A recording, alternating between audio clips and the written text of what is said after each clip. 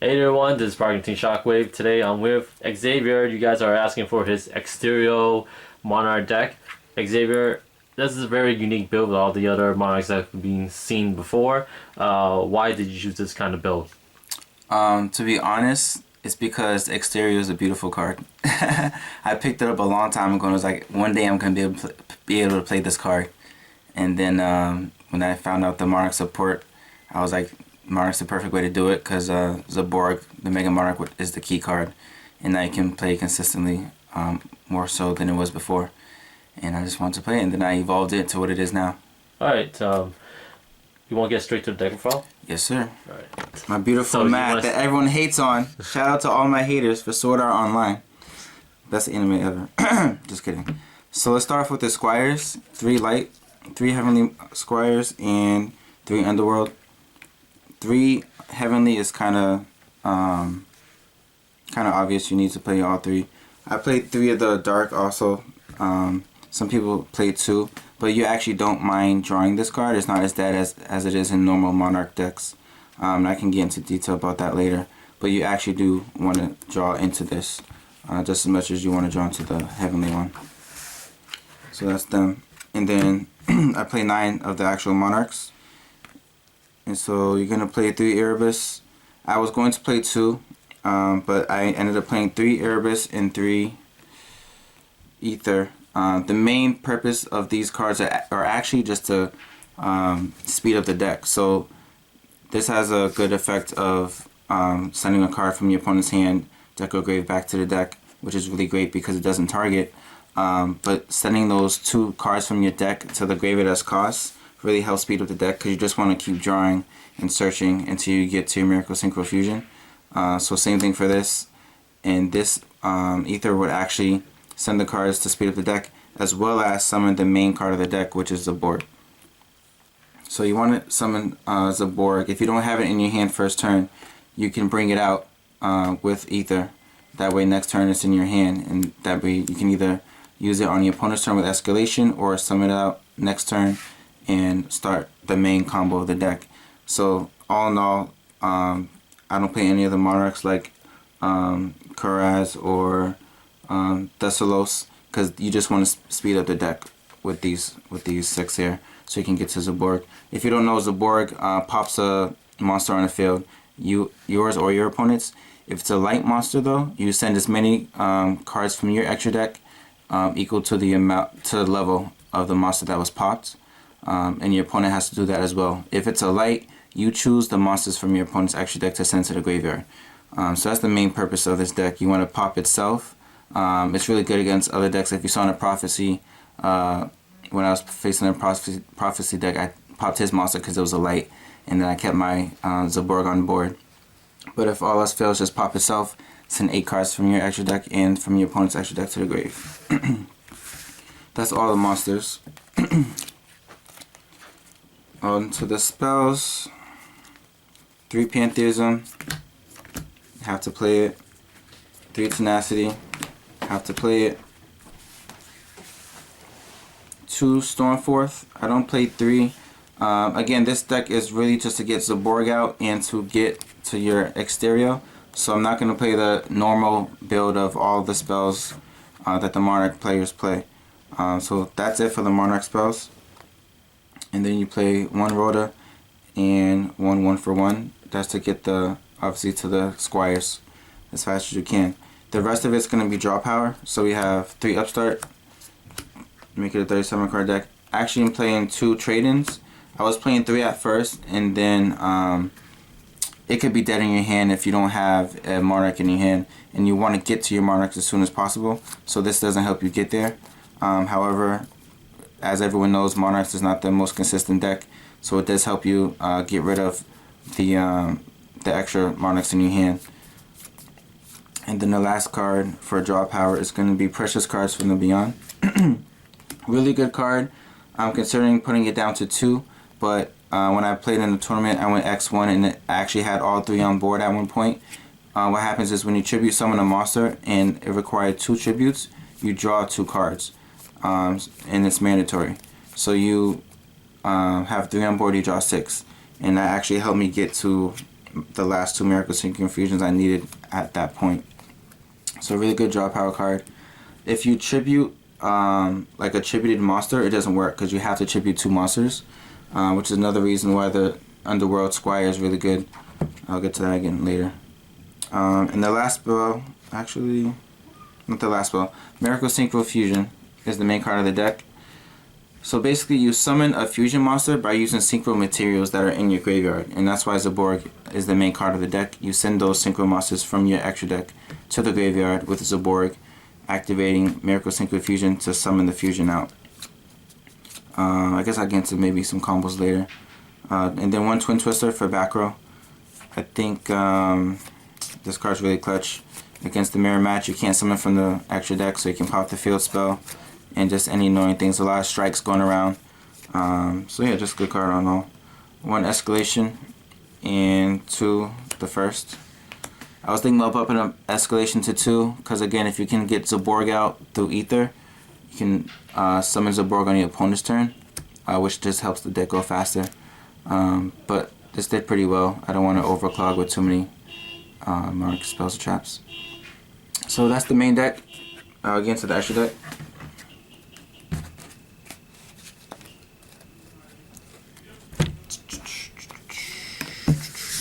Main card, Exterio.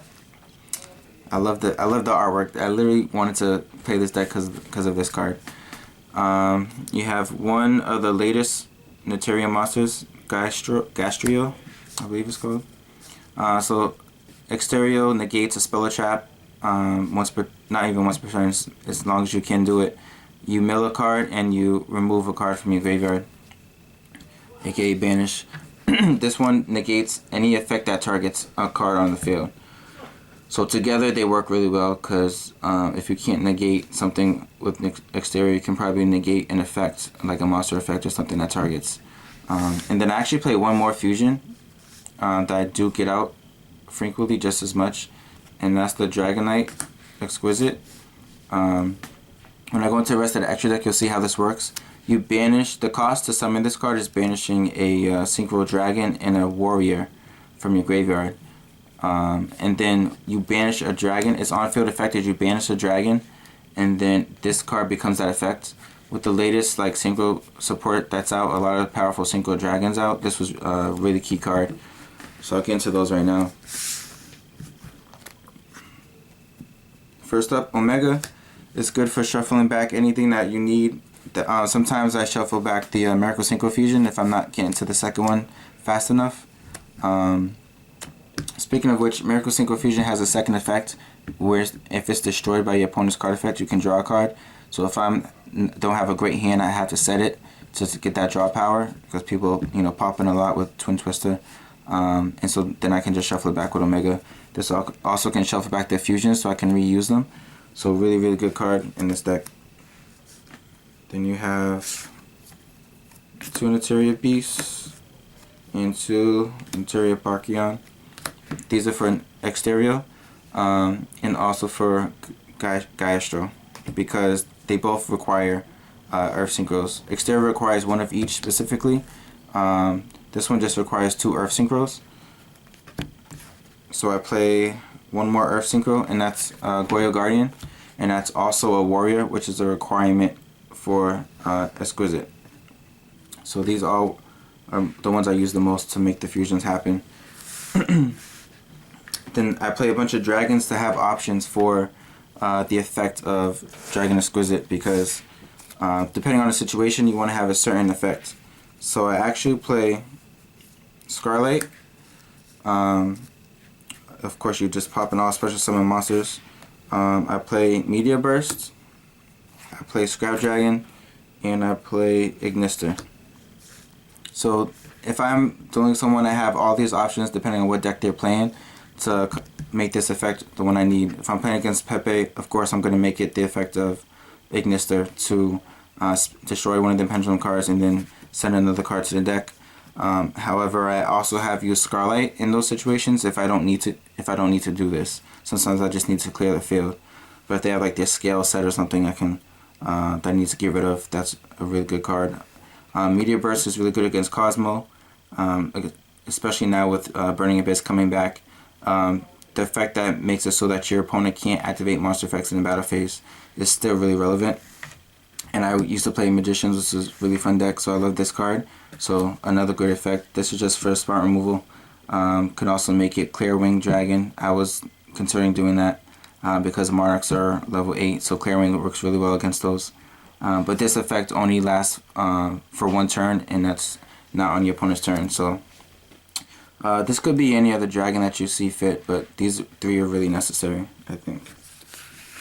And then for the last 2 cards in my extra deck, one Lancelot. The Monarchs are level 8, and I don't play the field spell, so I can, obviously I don't. But let's say I can't get to my Miracle Synchro Fusion. This attacks directly for 2,000 and also negates a spell or trap, just like Beast. But that's once per turn. It's really good. It's actually being reprinted, or it was reprinted. Really good Exceed. And last but not least, Super Dreadnought, which is like a really good card. So all the fusions I play are level 10. So I can, let's say I was pushing for game that turn. They had, all they need is to have 2,000 or less damage. I just overlay any of these and then detach for 2,000. So that's actually really good. And that's the whole extra deck. Alright, Xavier, thank you again for the deck profile. Overall, what do you think of this deck, and what other future support you were expecting to get to further advance this deck? Yeah, I think it's a really good deck when it works. What happens is it can be inconsistent, sometimes even more so than the regular Monarchs. I was fortunate enough to in the tournament to only really dead draw one match. And that's the one match that I lost because I just couldn't make plays. But when this deck goes off, it really goes off. You're getting Exterio on board. It's kind of unbeatable, especially when it's side by side with the other fusions that I have in the deck. So it's really good. I'm just trying to work on the consistency, making it a little better. There's going to be some changes that I'm making. I can actually show you some of the potential cards that I want to play in the deck. And I'm going to make room for it, definitely, to see if it just makes the deck a little more consistent. So one of the cards I definitely want to put in is Foolish Burial. I definitely should have had it in from the beginning. Either ditching the Dark Monarch or one of the Squires to make their effects active in a grave. Really good. Helps with dead hands too. So definitely want to play that. I want to add 1 day apiece, because sometimes if you can get the Zaborg out, but you don't have a Miracle Synchro Fusion, you're kind of left with an empty field if you had a pop itself. And this will definitely help you make sure you don't take any damage. Also, just to draw more card, another upstart. And then 2 hand destructions, because again, you're playing a lot more cards that are geared to help the deck speed, the deck's speed, but they don't really flow with the rest of the deck. Things like precious cards from the Beyond and trade in. So things like that can sometimes clog. So the one weakness of this deck is definitely consistency. So I encourage anybody who's interested in playing this deck or likes the deck to work on it themselves and just see how it can grow. With the new support coming out soon, there's a new Norden fusion. I think I can play less unnecessary synchro cards, narrow down the dragons. Omega, I was gonna pick up more Omegas, but the fusions make the Zaborg even more alive. Cause let's say I pop itself, and then I can't have the Miracle Synchro Fusion, and I'm kind of in a bad spot. But if you send 3 of the fusion, the new Nordens, you pop 3 cards on the field. It kind of evens out the playing field. So that's the one card I'm looking forward to. Anything else with Monarchs is really hard to fit into this deck, because again, it kind of contradicts what the deck's trying to do, which is actually use the extra deck, which is really hard to do with this deck. So it's kind of hard to get the combos to work the way you want. But yeah, it's really fun. I want people to try it out, see what they think. Alright, thank you again, Xavier, for the deck profile and your explanation and all the cards that you put into this. So any last word before we head out?